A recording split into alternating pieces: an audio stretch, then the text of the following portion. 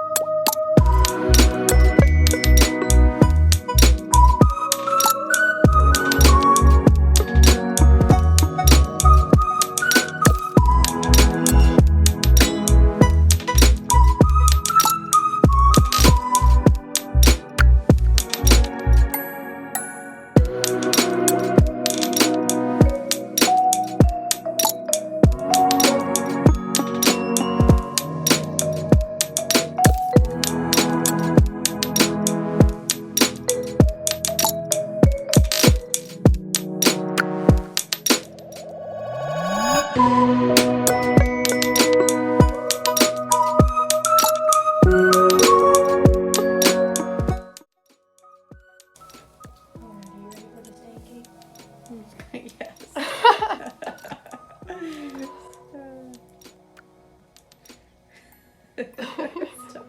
Stop. Try not to open. It does stink so bad.